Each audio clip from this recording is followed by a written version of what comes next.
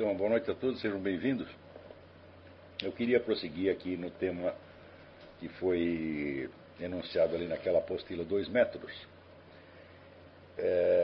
ilustrando como aquela concepção, sobretudo uspiana, da fidelidade ao texto filosófico é totalmente insuficiente. Não que ela seja errada em si, não, está muito certo. É claro que você tem que se ater aos documentos que você possui, entre os quais a obra escrita do filósofo é o principal. Mas isso nem de longe basta. Na verdade, esse método ele se baseia no pressuposto absolutamente inaceitável, ou no mínimo arriscado, de que o texto filosófico, as obras filosóficas, dão um testemunho suficiente do pensamento do filósofo, ou pelo menos um testemunho fidedigno. E o fato é que ao longo da história nós observamos muitos casos em que o texto antes camufla o pensamento do que o expõe. Isto é uma coisa... Quem se preocupou muito com este aspecto foi Léo Strauss. Léo Strauss fez vários estudos da camuflagem verbal, por exemplo, em Spinoza ou em Maquiavel. E nós, evidentemente, não podemos esquecer que se existe uma camuflagem, se existe um intuito deliberado de dar uma certa impressão enganosa para produzir um efeito social, cultural, histórico, então é claro que o texto por si mesmo, longe dele ser o documento fundamental, ele é apenas a pista inicial do crime. E isso acontece num número assombroso de casos, inclusive alguns celebérrimos, né? E o mais célebre de todos, certamente, é Descartes. Eu creio que nós não estudamos aqui aquela minha apostila sobre Maquiavel. Estudamos nesse curso aqui? Ainda não, né? Então, às vezes, um documento pessoal deixado pelo filósofo chega a ser mais importante do que toda a sua obra publicada, porque ali, às vezes, está a chave da coisa inteira. Existem vários depoimentos que Maquiavel deixou sobre a sua vida que são absolutamente decisivos para a compreensão da sua obra e dando indicações que você jamais obteria pelo puro estudo dos textos publicados. Mas a mesma coisa acontece com Descartes, acontece até de uma maneira mais sutil e posso dizer até quase mais perversa do que no caso de Maquiavel. Eu vou ler aqui um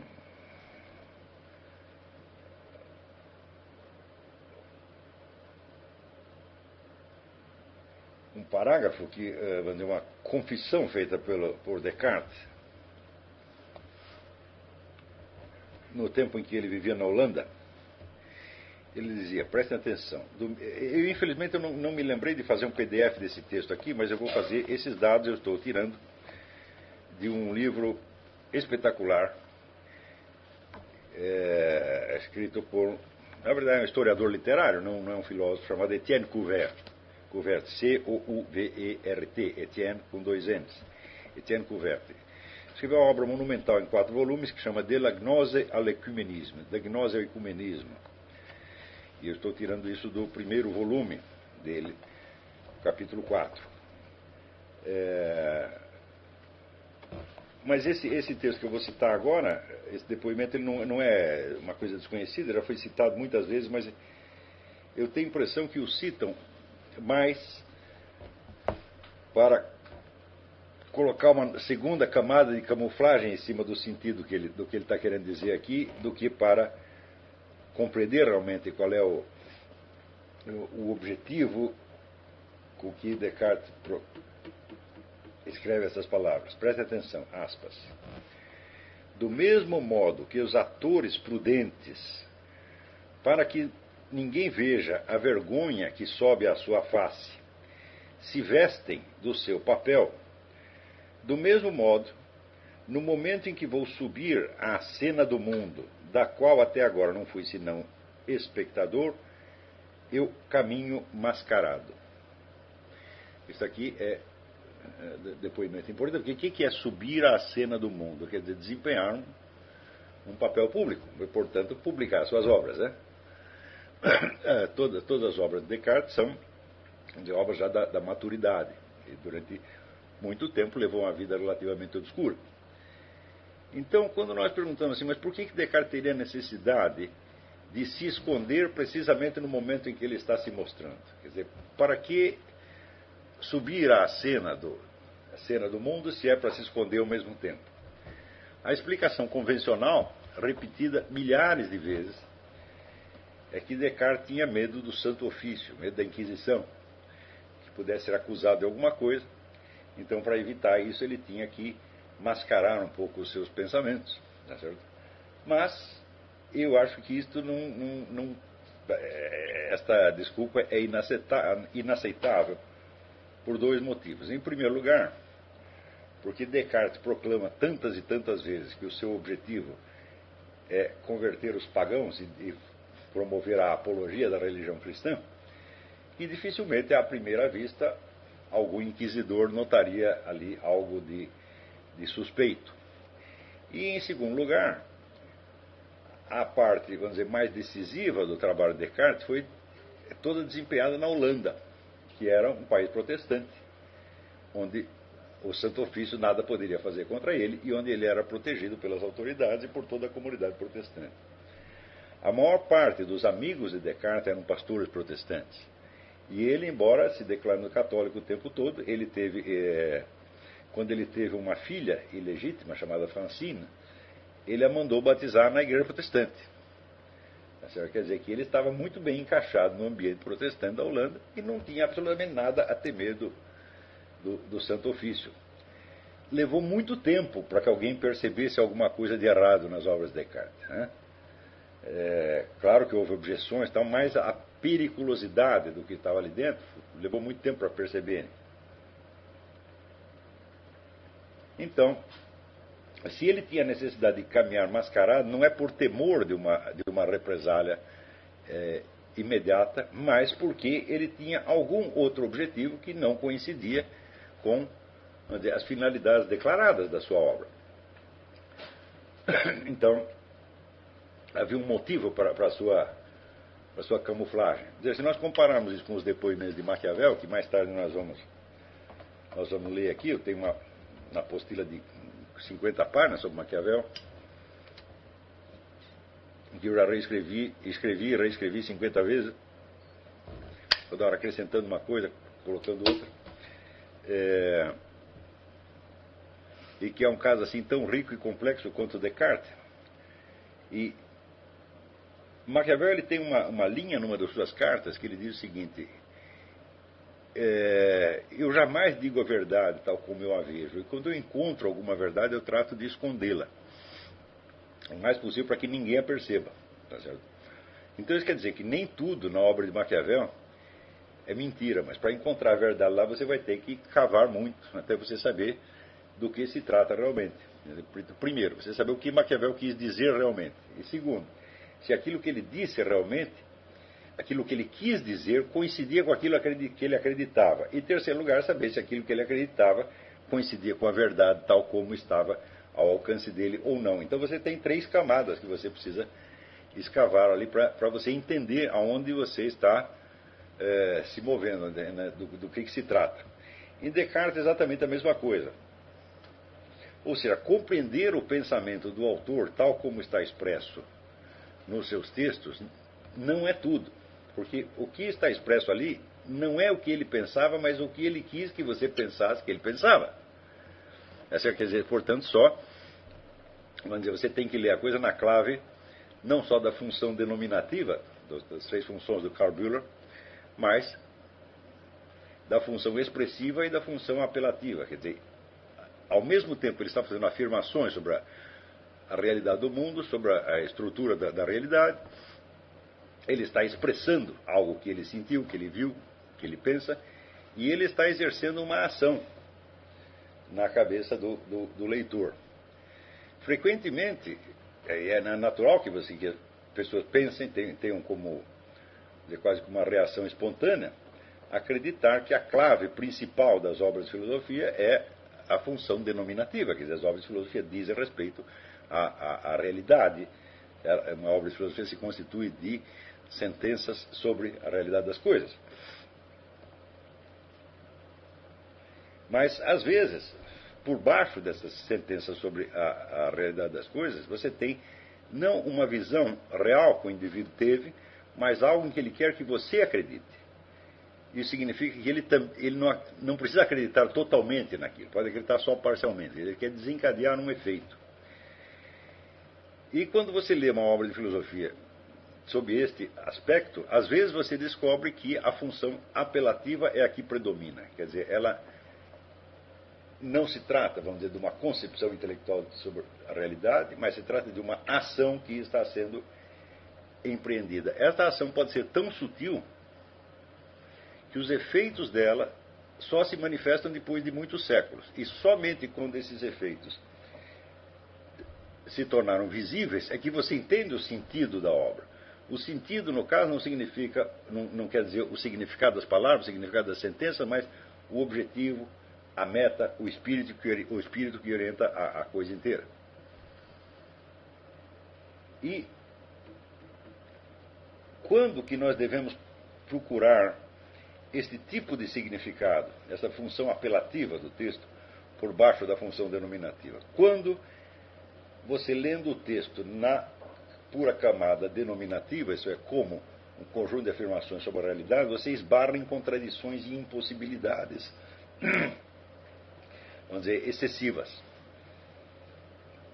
Então, e sobretudo quando, vamos dizer, essas contradições e essas incongruências não podem ser explicadas por inépcia, por incapacidade do autor. Quer dizer, o autor se revela um sujeito inteligentíssimo e, ao mesmo tempo, coloca ali contradições e incongruências que até uma criança perceberia. Tá certo? Neste caso, então, eu falo, peraí, ele está escondendo alguma coisa, ele não está dando ponto sem nó, alguma outra coisa ele está querendo. Então, neste caso, você tem que supor que, além do sentido explícito, existe um intuito, quer dizer, uma ação que ele está empreendendo sobre a cabeça do freguês, tá certo? Visando a produzir algum efeito. Pode ser um efeito político, um efeito cultural, um efeito na ordem religiosa, etc, etc. E no caso de Descartes, esse efeito leva muito tempo para ser produzido. E eu creio que somente a partir do século XIX se torna claro realmente o que é o cartesianismo. Então, dois séculos depois de publicada a obra, então, né? E hoje em dia, então, está mais claro do que nunca. Então, eu vou ler alguns trechos aqui do Etienne Cuvier, que depois eu vou colocar online para vocês.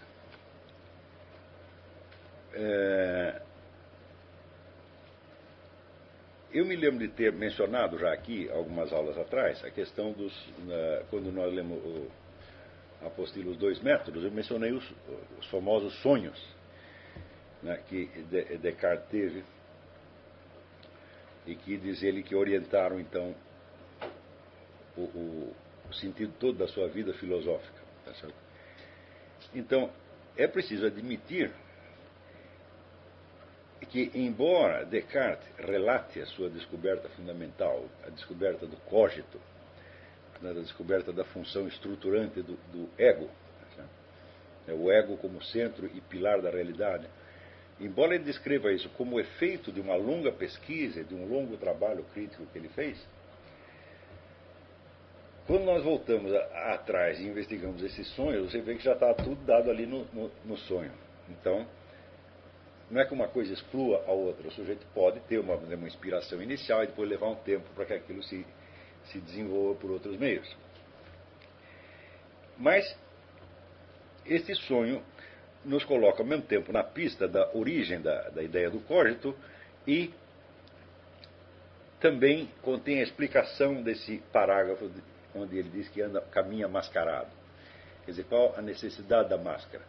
Excluído o temor da Inquisição, tá certo, que não funcionava na Holanda, então deve ter alguma outra explicação.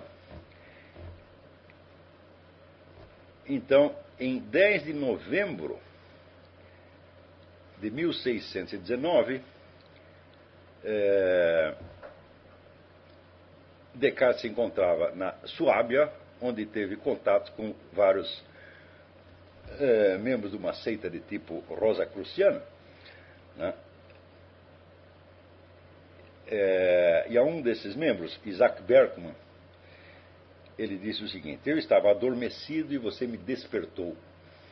Isso quer dizer que provavelmente recebeu algumas iniciações ali que abriram então a mente dele para algo que lhe pareceu ser a verdade. Ele teve uma espécie de iluminação gnóstica. Então, nesse dia 10 de novembro de 1619, ele sonha que um vento impetuoso, sonha que está caminhando para a capela do colégio de La Flèche, que era um colégio jesuíta onde ele havia estudado, e ele estava indo rezar na capela de La Flèche. E então um vento impetuoso o desvia, né, da igreja. E ele diz que ele estava sendo empurrado em direção à capela por um espírito mau. O espírito mau estava levando a capela para rezar. Então vem um vento impetuoso e o desvia do caminho. E ele diz: este vento era o sinal do Espírito da Verdade, que descia sobre ele para possuí-lo. E daí ele aparece assim no ar um verso: Quod vitae sectabor iter, que caminho de vida eu devo seguir. E logo em seguida aparece também em latim as palavras est et non, sim e não, ao qual ele dá imediatamente uma acepção quase pitagórica, ou também parmenídica, quer dizer, existe o caminho da verdade, o caminho da falsidade. Então, é nesse momento que ele se desvia do colégio de La Flèche, da capela do colégio de La Flèche, e experimenta, diz ele, um brusco e súbito deslumbramento. Então, nesse brusco e súbito deslumbramento, é evidente que estava ali condensadas todas as intuições filosóficas fundamentais que ele iria desenvolver mais tarde. Mas onde você já viu um espírito mau conduzir o sujeito à igreja para rezar? Né? E onde já se viu o espírito da verdade desviá-lo da igreja, por qualquer motivo que seja? Então, nós vemos que todo o restante da obra de Descartes é um empreendimento, não digo de demolição da tradição filosófica anterior, porque ele jamais a discute, em parte alguma discute, né? Ele faz exatamente com o leitor o que este vento impetuoso fez com ele. Ele desvia do caminho, chama a atenção para uma outra coisa e você esquece, né, do que você estava indo fazer. Então nós podemos dizer que a tradição aristotélica escolástica, a partir dessa época, ela não é derrubada, não é discutida, não é contestada, simplesmente ela é desviada. Quer dizer, o sujeito se desvia dela e presta atenção em outras coisas. Então aparecem novos temas, como se diz hoje, um novo paradigma. Um novo paradigma, uma nova chave total interpretativa, na qual as questões discutidas antes cessam de fazer sentido e aparecem então novos problemas, novos temas, que estão mais adequados à situação que a própria mudança de paradigma criou. De modo que a mudança de paradigma consiste em tornar você mais adequado a ela própria. Você, como mudou o paradigma, então você vai ter que pensar em outros assuntos, outros temas, levantando outras perguntas que são mais adequadas a esta nova situação que a própria mudança de paradigma criou. É exatamente isso o que faz René Descartes. Né?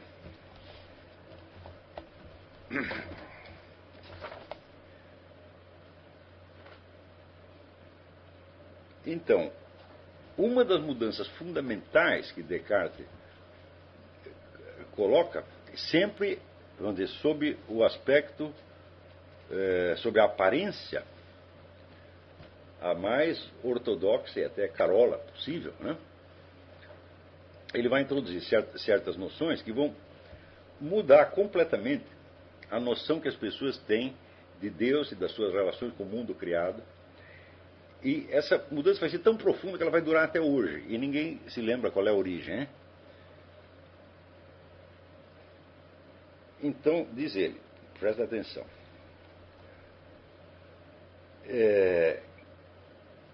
Que me deem a extensão e o movimento, e eu refarei o mundo. Ou seja, quer dizer, Deus fez o mundo na base da extensão, medida, e do movimento. E que se ele próprio, Descartes, ou qualquer um de nós, tivesse na mão o controle desses dois elementos, nós criaríamos o mundo. Aí prossegue.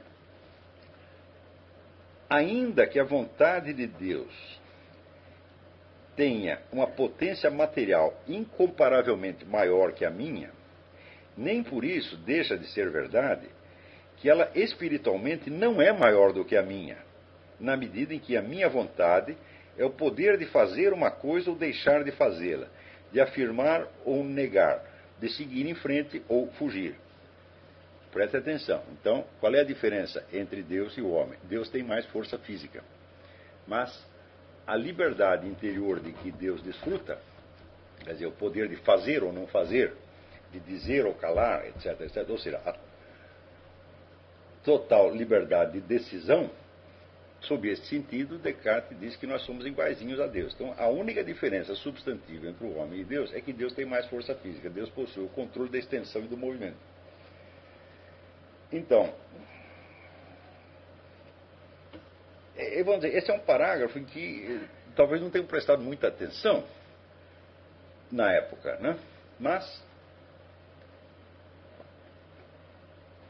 viram que, de acordo com a doutrina da igreja, Deus, muito antes dele criar o universo físico, ele tinha criado todo o mundo espiritual, todo o mundo dos anjos.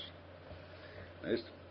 Então, se Descartes diz, olha, a única diferença entre eu e Deus é que ele tem a força física, quer dizer, ele pode criar entes físicos, mas espiritualmente somos idênticos, então seria o caso de dizer para Descartes, então faz isso, então crie um anjo aí, imediatamente.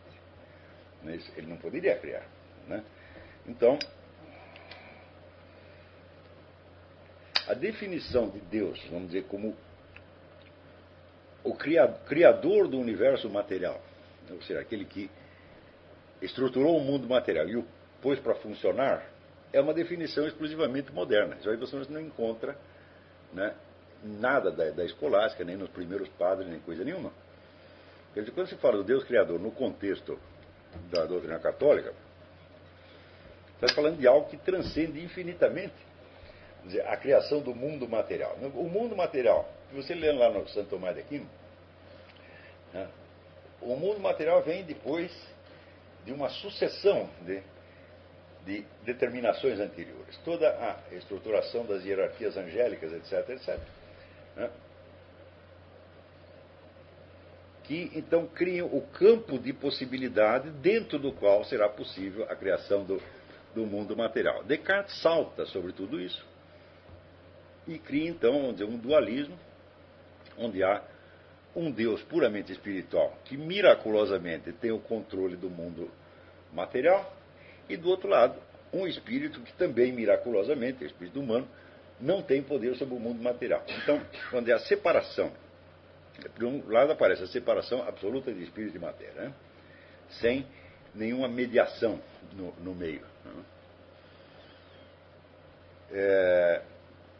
Em segundo lugar, a função de Deus fica reduzida, quer dizer, a de criador do mundo material. Mas o mundo material, uma vez constituído, ele tem já as suas próprias leis e ele pode continuar funcionando indefinidamente sem nenhuma intervenção da providência divina. Então Descartes elimina a providência. Deus criou o mundo e não interfere mais a partir daí. Esta é a concepção que vai, aos poucos, se impor dentro do próprio meio cristão e constituir, vamos dizer, a noção popular de Deus que se tem hoje. Então, por outro lado, quando Descartes cria o método, aqui comenta Etienne Couvert,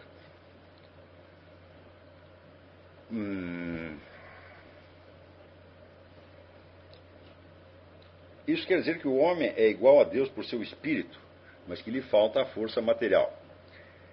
Deus não ultrapassando o homem, senão pela criação da matéria.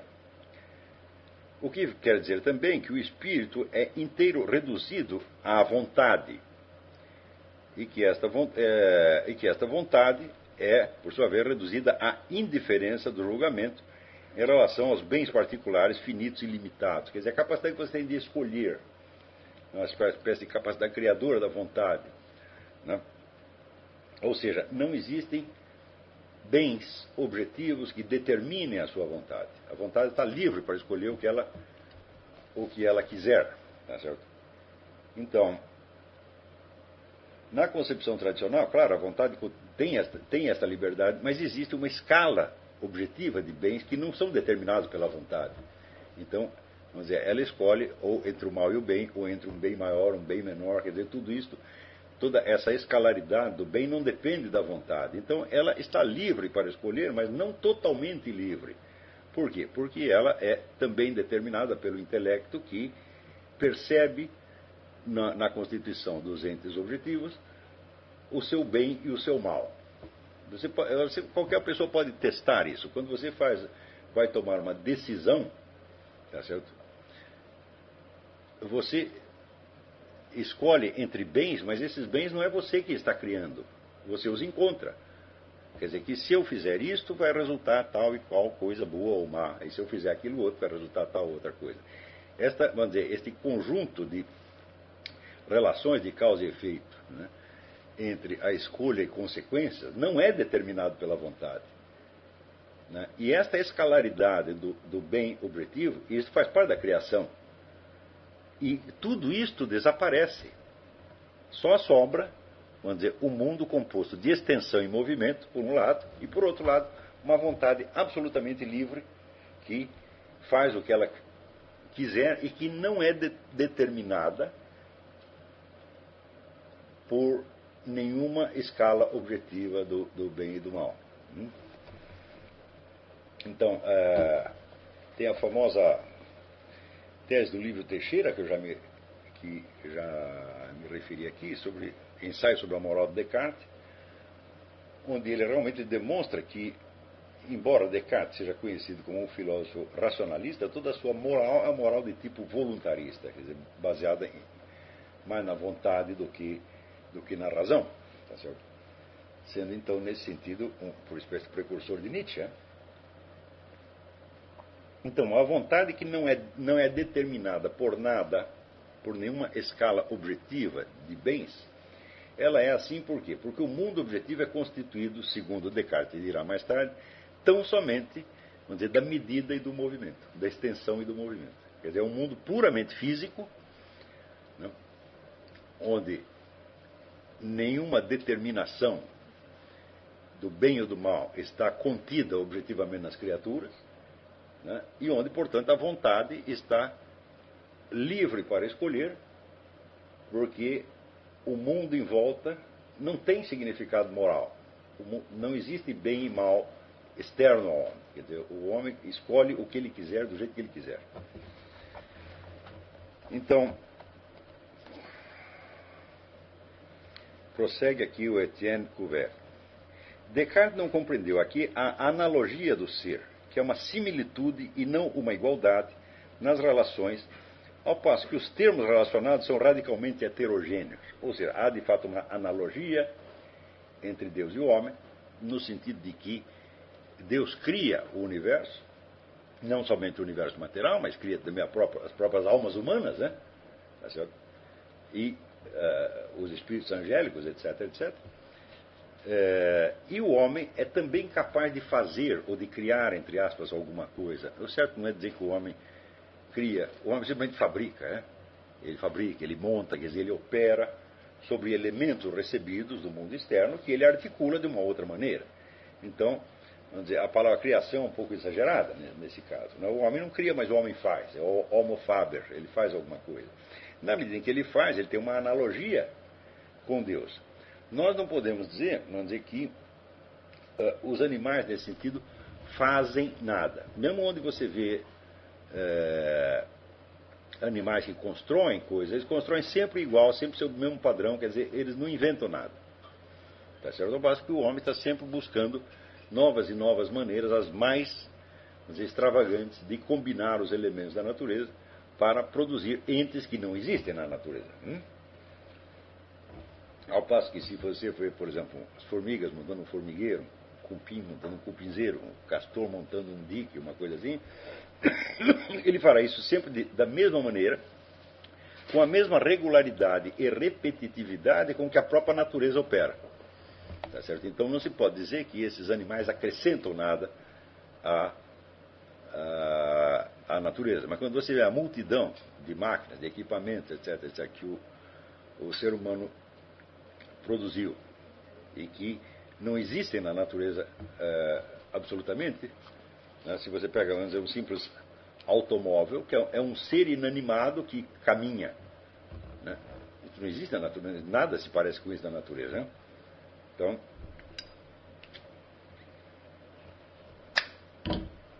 na medida em que o homem faz, fabrica, então ele tem um aspecto criador. Então existe uma analogia é uma mistura de semelhança e diferença. Ele é semelhante a Deus porque ele faz alguma coisa, ele produz algo, mas é diferente de Deus na medida em que Deus cria do nada e cria o próprio ser humano. Não é isso? Então, Deus cria elementos que, por sua vez, são criadores de certa maneira, né? De maneira analógica. Então, diz aqui o Etienne Cuvier que Descartes toma, vamos dizer, uma semelhança, uma analogia, como se fosse uma igualdade, né? E aí não há somente diferença de grau entre a ação de criar e a de fabricar. Existe uma diferença de natureza. Ou seja, a fabricação de um produto pelo ser humano não é a mesma ação que Deus empreende ao criar o universo e ao criar as próprias almas humanas, né?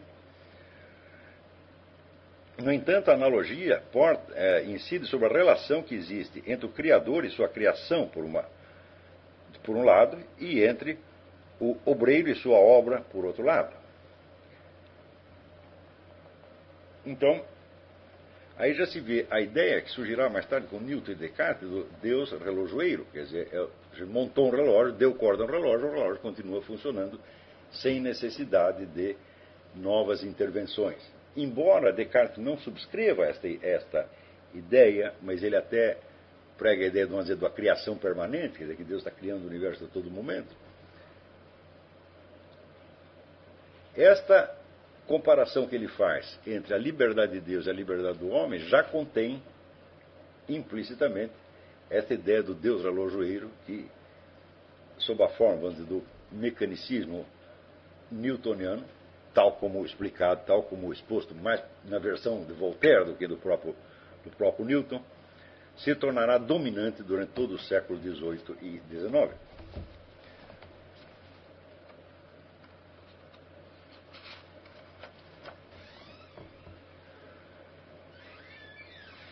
Então,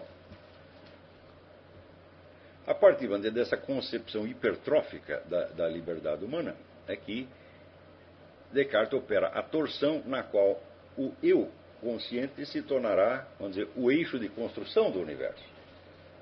Então, a partir dali, diz Etienne Cuvier,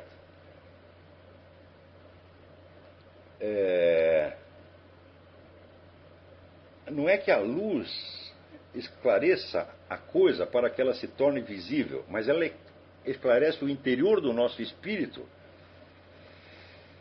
para que ele apreenda em si mesmo, vamos dizer, as ideias e as formas das coisas. Descartes colocará, vamos dizer, como o supremo critério de veracidade a clareza e distinção das ideias, né? Nós dizemos que uma ideia é clara quando ela não se confunde com nenhuma outra. E dizemos que quando ela é distinta, quando as suas partes internas não se confundem umas com as outras. Então, clareza pela diferença com outras ideias e distinção pela diferença entre as suas partes. E Descartes diz que o critério de veracidade é clareza e distinção. Quer dizer, quando ele, dentro dele, concebe uma ideia com plena clareza e distinção, ele admite que essa ideia é verdadeira. Tá certo? Então, isso quer dizer que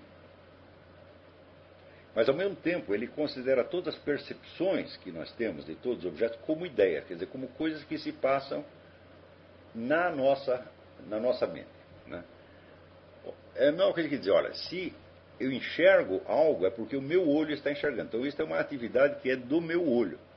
Eu digo, sim, mas o olho não tem a capacidade de produzir aquilo que ele vê. Tá certo? Você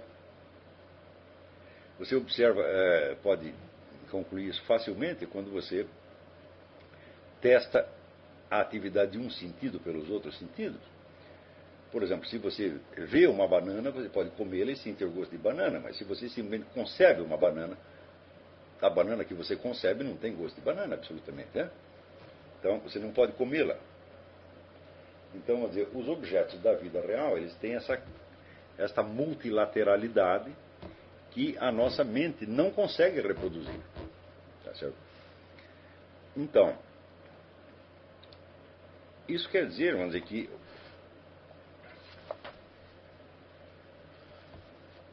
quando Descartes transforma o critério de veracidade antes era tido como uma coincidência entre o acordo ou a harmonia entre o que é pensado e o que aparece no mundo exterior. Então, Descartes muda este critério e o transforma num critério puramente interior, critério de clareza e distinção das ideias. Então, a clareza e a distinção passa a ser o elemento fundante de todo o universo da filosofia.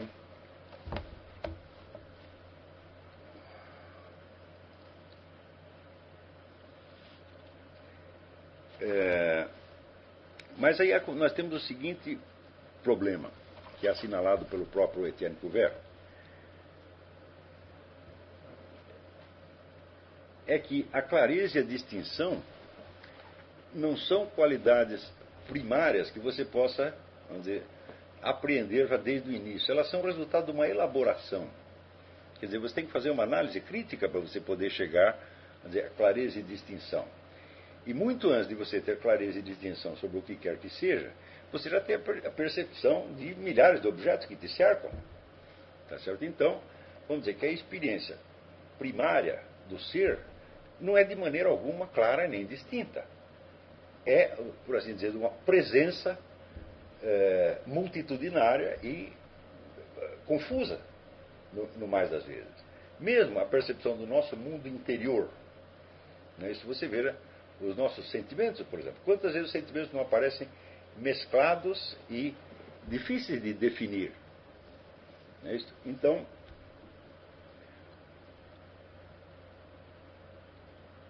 a clareza e a distinção só aparecerão quando você fizer, vamos dizer, um exame crítico retroativo dessas ideias, e não se pode fazer isso sem um aprendizado. Este aprendizado, por sua vez, depende da cultura adquirida. Depende até de você ter estudado filosofia.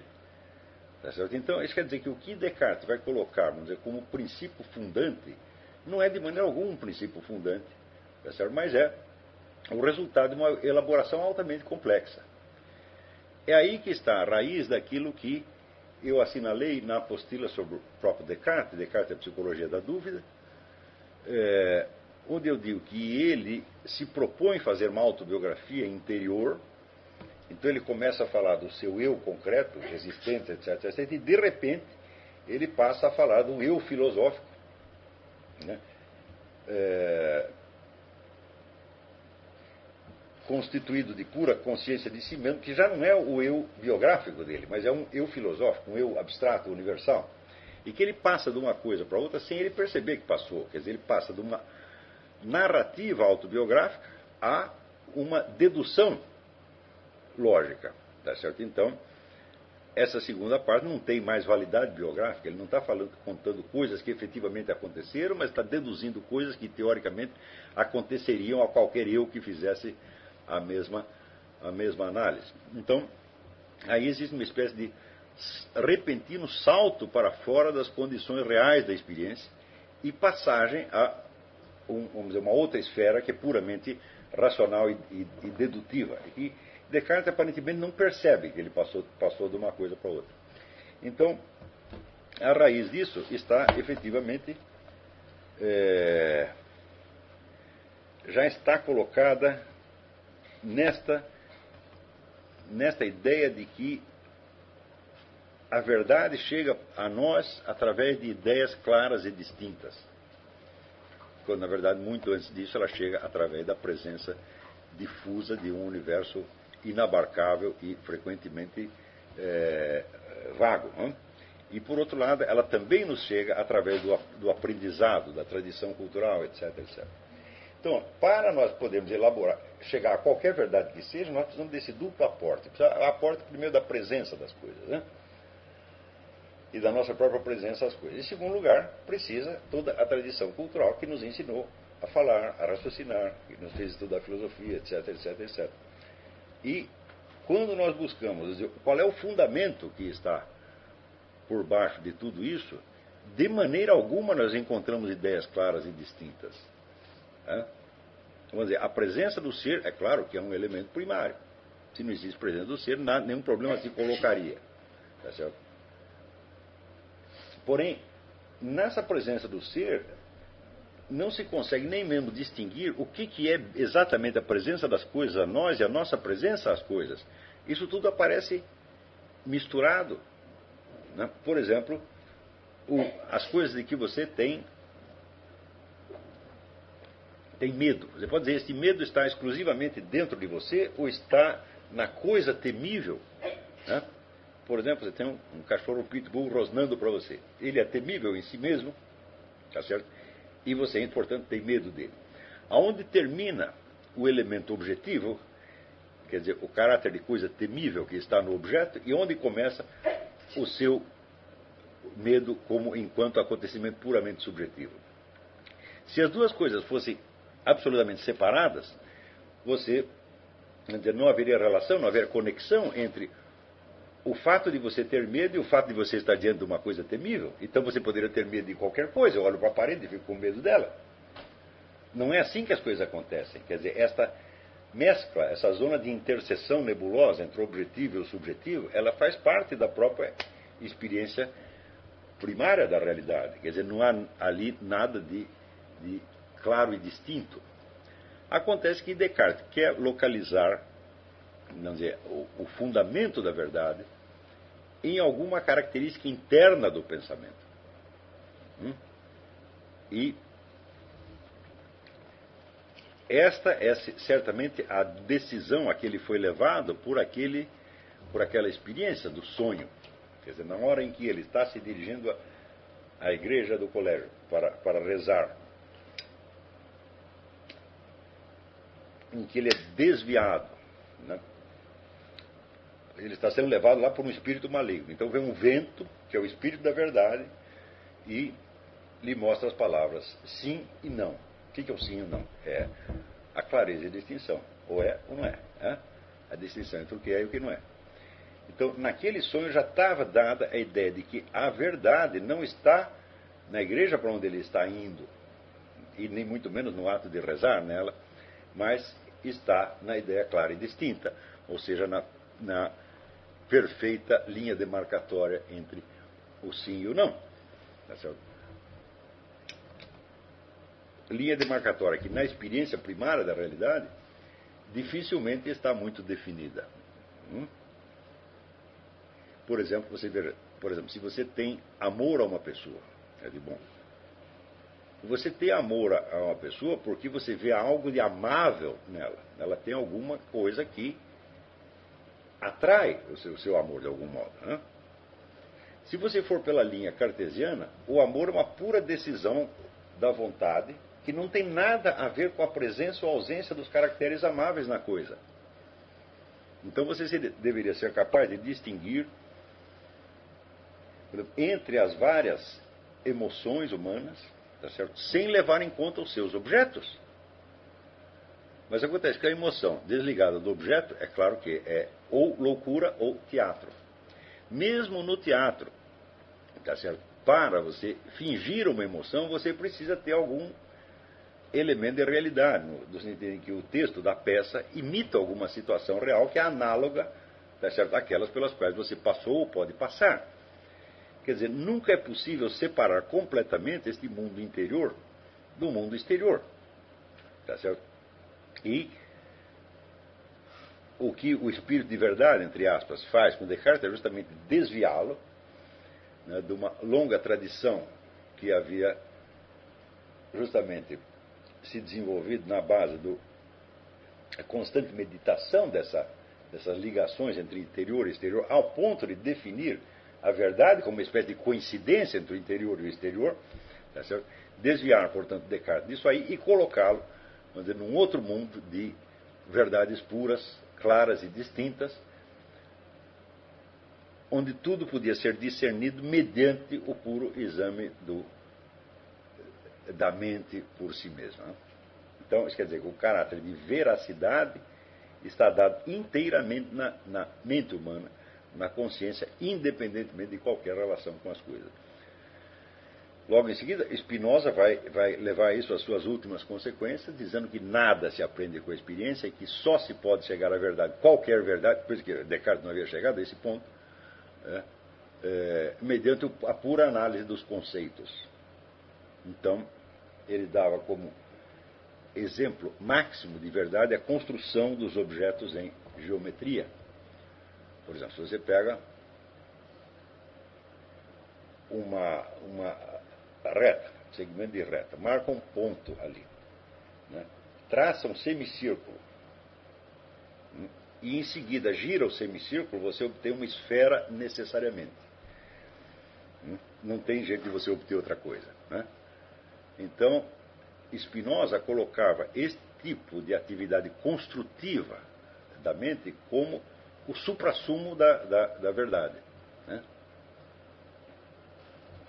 Mas, note bem, como poderia ter chegado a esta verdade se ele não tivesse, né, olhos para ver, se ele não tivesse visto esferas, e etc. Ou seja, se ele não tivesse recebido da própria presença do ser em torno, né, os vários objetos cujas formas geométricas puras em seguida ele vai elaborar. Né? Quer dizer, colocar essas verdades construídas da geometria como se fosse a coisa primária, supõe que você sabe geometria, né, antes de você ver o que quer que seja. Né? O que não é verdade, absolutamente. Né?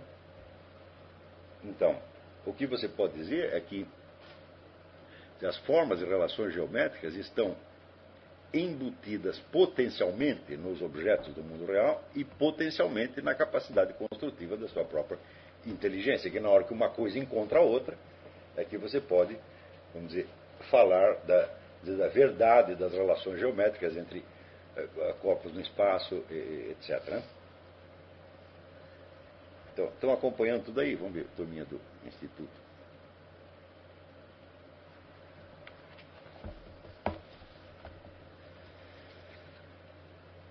Daí prossegue Etienne Couvert. Descartes quer ainda uma razão inteiramente pura, em estado de natureza, se podemos falar assim, privada do socorro de um magistério que transmite uma tradição recebida, o ensinamento de uma verdade buscada e estudada por outros, ante as quais a inteligência de cada um deve fazer ato de humildade.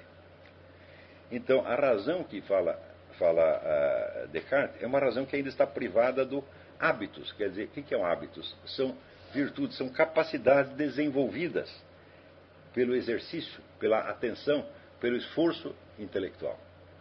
Não é isso? Então, ele acredita que toda a capacidade da razão está dada, pronta, de uma vez para sempre. Mas, suponho eu, como poderia Descartes começar isso aí se não existisse por trás dele mais de 2000 anos de geometria? Que foi desenvolvida pouco a pouco por gerações, gerações, gerações. Quer dizer, é claro que quando nós aprendemos, por exemplo, certas relações matemáticas, geométricas, etc., etc., nós entendemos que elas sempre foram assim. Ou seja, que elas são independentes da mente que as concebe. Tá certo? Porém, o fato é que você não nasceu conhecendo-as. Quer dizer, toda e qualquer verdade matemática tem esses dois aspectos. Por um lado, ela é uma verdade pura, independente de que você a conceba ou não. Mas o fato é que se você não chegou a concebê-la num determinado momento, ela continua desconhecida para você. Tá certo? Então, sem, vamos dizer, este longo aprendizado que se desenrola no tempo, você não poderia apreender essas relações supratemporais da geometria, da aritmética, assim por diante. Ou seja, as matemáticas têm uma história, e sem essa história você não as aprende de maneira alguma. Ao passo, Descartes está supondo que o conhecimento de toda a geometria, de toda a aritmética, já está dado por natureza. Né? E você não precisa receber nada de fora, já vem tudo pronto no eu. Bom, é claro que esse eu, então, é tão poderoso assim, ele de fato fica quase igual a Deus. Tá certo? Mas nós sabemos que na prática as coisas não se desenvolvem assim. Tá certo?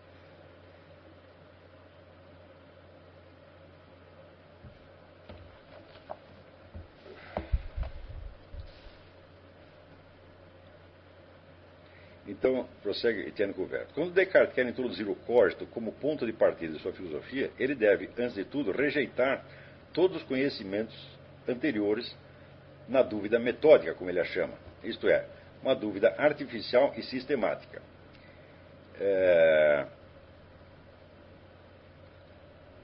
Havia nessa pretensão exorbitante uma atitude absurda.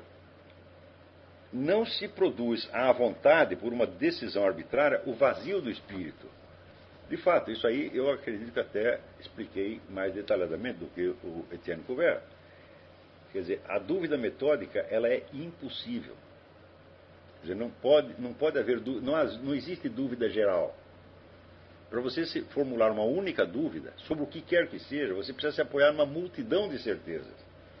Quer dizer, você tem uma série de coisas que você toma como verdadeiras e dentro deste conjunto aparece uma que lhe parece duvidosa. Tá certo? Quer dizer, a dúvida generalizada se paralisaria a si mesma no mesmo instante. Então, aí nós nos lembramos da ideia da máscara. Descartes finge uma dúvida metódica, mas ele não a pratica efetivamente, ele não pode fazê-la. Ele diz que faz, mas não faz. E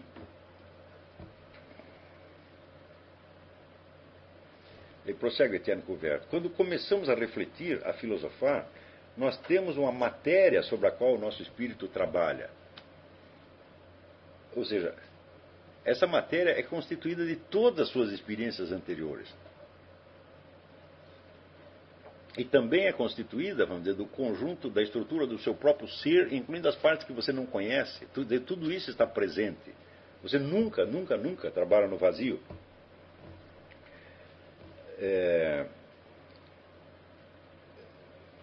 Nós temos dados primeiros, objetos de conhecimento sobre os quais podemos elaborar uma reflexão. Nunca se pensa o nada, mas se pensa alguma coisa. Daí, ele diz exatamente o que eu tinha dito. Esse livro que eu li esta semana, ele diz: essa posição da dúvida metódica pode-se dizer, mas não pode se praticar. Né? E é curioso que aqui, pela primeira vez nesse livro, embora não de maneira muito clara, eu vejo levantado este tema, vamos dizer, do fingimento. Então, o fingimento é um dos elementos mais básicos da filosofia moderna. Isso que o Descartes diz, o caminho mascarado, isso se aplica a Maquiavel, a Michel de Montaigne, a Galileu, ao próprio Newton. Né? E você tem algumas gerações de filósofos que nunca dizem o que eles estão realmente vendo. E aquilo que eles estão vendo também não coincide exatamente com aquilo que você pode ver. Agora, em cima destas atitudes de fingimento, que são na qual o indivíduo mostra alguma coisa e esconde alguma outra que é fundamental, mas que esta outra, de tal modo que esta outra se revela através do próprio fingimento para quem quer que tenha, vamos dizer, a paciência e a coragem de investigar isto, vocês imaginam o efeito global que centenas de ideias, de doutrinas e de livros criados desta maneira podem ter exercido sobre os 3 séculos subsequentes. Quer dizer, nós estamos numa cultura que nasce de um fingimento geral. Você vê que justamente nesta era aparece toda ali a cultura barroca, na qual a metáfora do teatro era a coisa dominante, quer dizer, o mundo como um teatro. Né? E eu já expliquei que justamente quando Descartes vai explicar a sua concepção do mundo físico, ele o faz sob a forma de uma obra de ficção.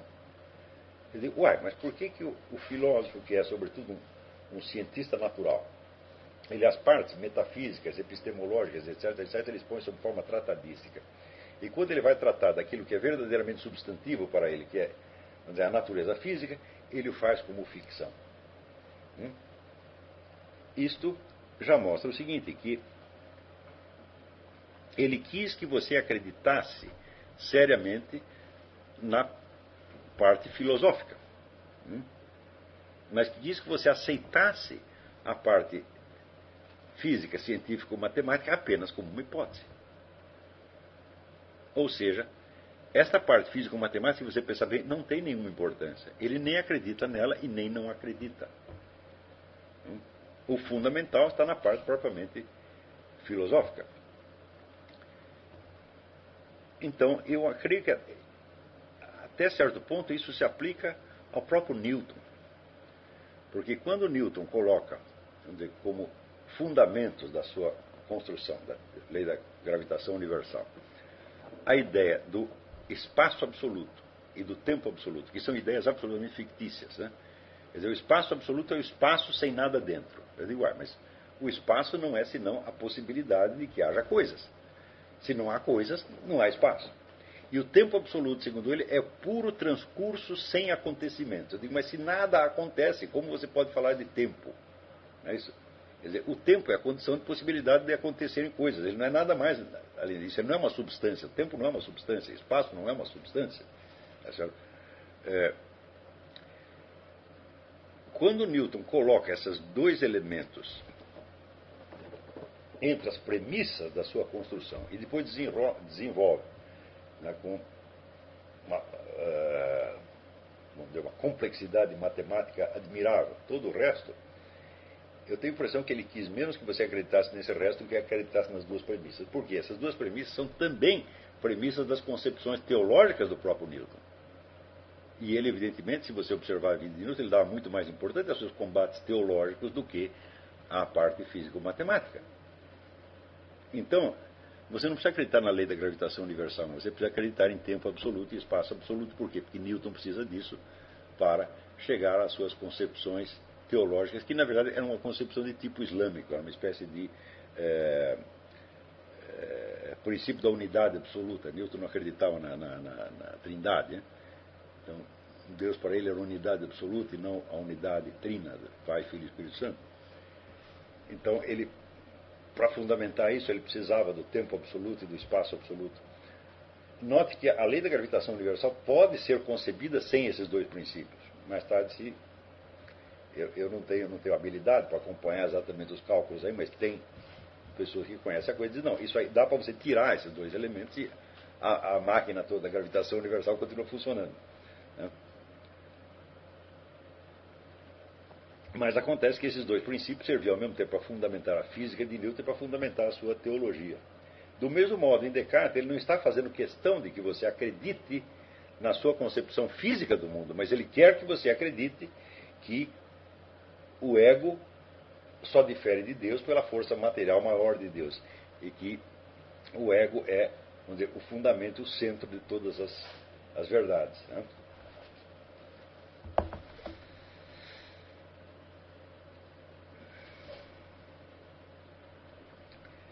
E daí surge o seguinte problema. Veja, quando eu disse há poucos minutos atrás que às vezes a filosofia do sujeito ela deve ser lida na clave apelativa, porque ela se destina não a provar que as coisas são assim ou assado, mas a produzir um efeito. Tá certo? Este efeito, quer dizer, você vai induzir as pessoas a pensar em certas coisas nas quais você não precisa acreditar. Você não precisa nem se definir com relação a elas. Você não precisa saber se você acredita ou não. Basta que você queira que elas acreditem nisso, por algum motivo que não interessa sondar aqui. Prossegue Etienne Couvert. Se nós podemos duvidar, como pretende Descartes, de todos os objetos reais que nos rodeiam e que percebemos ao longo dos dias da existência, como poderíamos não duvidar com mais forte razão de um mundo sobrenatural do qual não temos nenhuma percepção direta? Note bem que Descartes em nenhum momento põe em dúvida a existência de Deus. Ele a afirma. Mas, ora, como eu posso colocar em dúvida todo o mundo material do qual estou rodeado, sem ao mesmo tempo colocar em dúvida um mundo sobrenatural que eu não vejo de jeito nenhum? Veja aí a inversão. Quer dizer, bom, todos nós temos a certeza de que estamos no mundo, né? E alguns de nós pensam que acima deste mundo existe outro mundo, e outros pensam que não. Mas este mundo aqui, de fato, ninguém põe em dúvida. O que pode se pôr em dúvida é o quê? É Deus, o sobrenatural, os anjos, etc, etc. Mas este mundo aqui que nós estamos, bom, para eu colocar qualquer coisa em dúvida, eu preciso estar nesse mundo. Para eu colocar o mundo em dúvida, eu preciso estar aqui, porque se eu colocar o mundo em dúvida fora do mundo, ninguém vai ficar sabendo disso, é? Tá certo? Então, aí você tem o que? Uma inversão. Isso quer dizer que a descrença em Deus se segue necessariamente do método cartesiano, embora Descartes afirme o contrário. E se você pode colocar em dúvida tudo o que existe, com muito mais razão ainda você colocará em dúvida aquilo que você não vê, que você não enxerga e do qual você não tem nenhuma experiência. Uma coisa se segue necessariamente da outra. Então, Descartes reitera a todo momento que o objetivo dele é converter os pecadores, tá certo? E trazer todo mundo para a Igreja Católica. Tá certo? Mas o que ele está fazendo é botar todo mundo para fora, exatamente como aquele vento do Espírito da Verdade o afastou da Igreja. Eis aí a máscara. Né?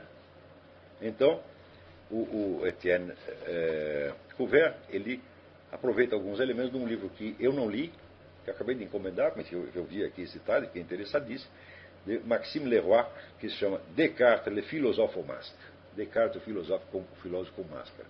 Tá certo? Então, quanto mais eu cavo neste terreno, vamos dizer, da cultura do fingimento, tá certo? Mais elementos eu descubro para sustentar a minha hipótese de que toda a filosofia moderna foi uma imensa encenação. Ou seja, não era apenas Maquiavel, foi o primeiro, que disse, eu não digo nenhuma verdade que eu conheço, mas que quando encontro uma verdade eu a escondo. Não foi só ele que fez isso. Ele fez isso, Newton fez isso, Galileu fez isso, Descartes fez isso, e praticamente todos os filósofos do ciclo moderno fizeram isso. Então, quando você rastreia um pouco mais, fala, mas de onde vem essa coisa do fingimento? Por que isto? Por que fazer isso com tanta dizer, persistência? Tá certo? O que custa você dizer a verdade como você a vê? Eles são capazes de fazer isso, tanto quando eles querem, eles fazem. Por que o fingimento se tornou tão importante?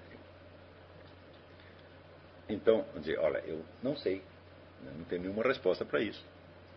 Tá certo? Eu creio que eu sou, vamos dizer, o primeiro sujeito que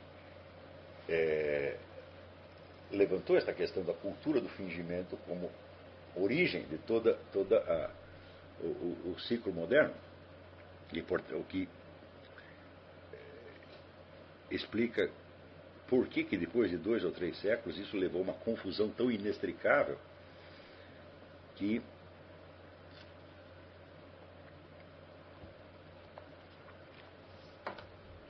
se chega àquele ponto que tinha sido previsto por Giordano Bruno.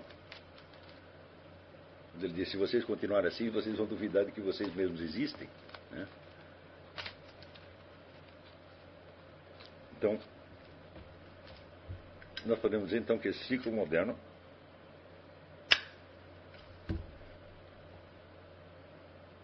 ele se origina de uma operação destinada a encobrir essas mesmas origens. Ou seja, a história que nos é apresentada é uma, e essa história foi montada justamente para encobrir a verdadeira história. Então, o intuito de mentir, o intuito de fingir está ali desde o início. E se você procurar direitinho, você encontra várias declarações desse tipo. E, por exemplo, nos ensaios de Michel de Montaigne, onde você vê que, e você lê todos os comentadores de Michel de Montaigne, eles vão lhe dizer o seguinte, eles vão dizer,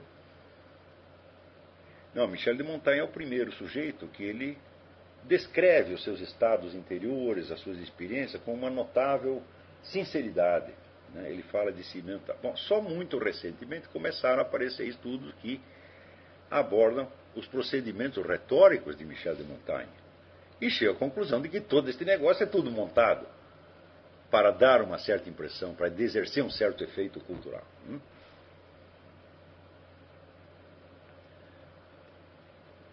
Quando nós rastreamos, vamos ver se existe uma tradição do fingimento e da mentira. Eu digo, existe.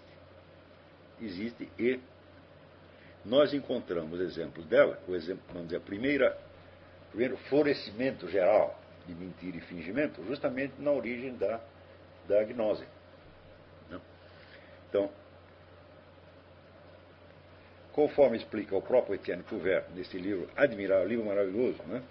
Um pouco confuso, mas ainda assim ele é um pouco desordenado, porque é constituído de uma série de ensaios que ele publicou numa revista, depois juntou tudo e fez esses 4 volumes. Não é uma obra seguida.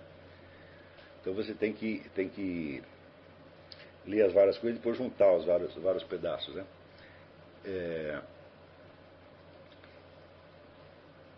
Ele diz o seguinte: durante muito tempo se acreditou que a gnose fosse uma espécie de sincretismo, quer dizer, uma fusão de elementos que vinham do Oriente com outros elementos gregos, judaicos, etc, etc, etc. E ele diz que depois da descoberta dos manuscritos do Mar Morto, se sabe que não foi nada disso. A gnose não se compunha desses elementos. Né?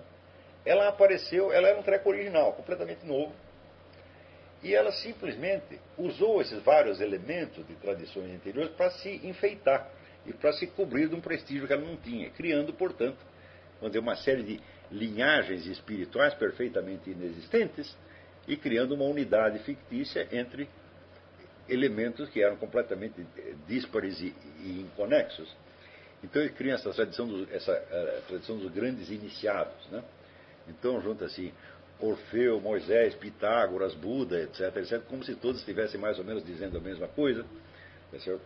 Mas evidentemente apenas um reforço retórico dado à gnose. E qual é o fundamento, vamos dizer, o objetivo direto da gnose, né? Quando ela surge? Existe um certo consenso na Igreja Católica de que o fundador da gnose foi Simão o Mago, o famoso adversário de São Pedro, o primeiro Papa. E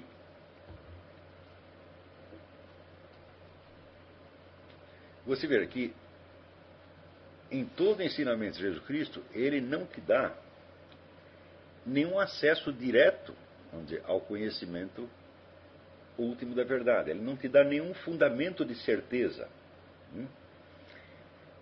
Ele anuncia uma possibilidade, quer dizer, você pode chegar, né, até Deus se você fizer isso, mais isso, mais isso, mais isso, mais isso. O que você tem que fazer? Primeiro você tem que se reformar. Né? Você tem que deixar de ser mentiroso, filho da puta, etc, etc. E você tem que, vamos dizer, se modelar de novo, tá certo? A imagem da perfeição divina, que te criou originariamente e da qual você foi afastado pelo pecado original. Então, na medida em que você vira um homem novo, então algo você pode saber de Deus. Mas mesmo assim você não vai saber tudo. Tá certo? O que você vai ter é o acesso à salvação. Você vai ter uma experiência, vamos dizer, parcial, como se fosse um ensaio geral. Você pode ter momentos de percepção da sua imortalidade, mas você não vai ter aquela certeza definitiva. Quer dizer, você vai viver na insegurança. Quer dizer, o seu conhecimento que você vai ter disso vai ser sempre imperfeito. E é por isso que precisa a fé. Quer dizer, aqueles poucos momentos de inspiração que você teve, você tem que permanecer fiel a eles, porque a nossa tendência é esquecer. Quando eu expliquei aqui o negócio do conceito de imortalidade, eu digo, bom, você tem aquela... Naquele momento você tem a percepção clara de que você é uma alma imortal, mas 5 minutos depois apagou tudo. Porque o cérebro, né, com a sua atividade incessante, ele encobre aquilo, e o cérebro é o elemento da simples natureza física que está afetado ali pelo pecado original, e quase tudo que o cérebro produz é besteira. Às vezes são as ideias ociosas, são, como diz a Bíblia, pensamentos da carne e do sangue. Quer dizer, não é você que está pensando, é a carne e o sangue que estão produzindo por automatismo milhares de ideias, sentimentos, imagens, etc., que encobrem tudo e te estupidificam de novo depois de você ter tido aquela intuição maravilhosa. Então, mesmo quando você tem um acesso, vamos dizer, a verdades fundamentais, você as esquece. E na hora que você esquece, o que você faz? Você nega. Como o próprio São Pedro veio a negar Jesus Cristo. Quer dizer, não conheço esse cara. Né? Então, a prova de que o problema dos gnósticos foi justamente esse, vem do fato de que Simão Mago ofereceu dinheiro a São Pedro para que ele lhe desse o acesso a esses mistérios. Né? Então, se ele fez a oferta, é porque ele acreditava que era possível adquirir o conhecimento dos mistérios de uma vez por todas e tornar-se, vamos dizer, dominador. Você não vai comprar uma coisa. Né? Vamos supor que São Pedro tivesse aceito a oferta. Né? Tá bom, então você me dá o dinheiro e eu te dou aqui, né, o batismo, e você vai ter a mesma incerteza que os demais cristãos têm. Ele estaria enganando o pobre Simão Mago. Né? Então São Pedro, né, manda o sujeito para aquele lugar, né, e não aceita o dinheiro, mas não é só porque ele ficou ofendido com a oferta de comprar as coisas divinas, não é só por isso. É porque ele sabe que ele não pode vender essas coisas divinas, porque ele não as tem. Ele não é dono. Né? Ele não tem controle sobre a coisa. Né? E Simão Mago, por sua vez, se quis comprar, é porque ele acreditou que ele teria um certificado de propriedade de uma vez para sempre.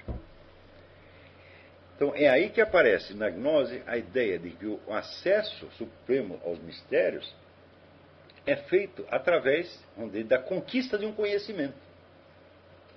Que uma vez que você tem, é seu e você tem controle sobre a coisa. Então, toda a linha de desenvolvimento da gnose ao longo dos tempos é baseado nisso aqui.